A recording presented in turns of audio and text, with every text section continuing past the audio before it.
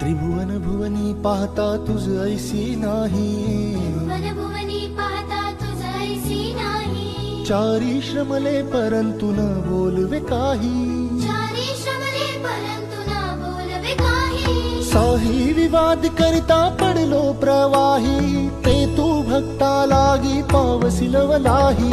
साही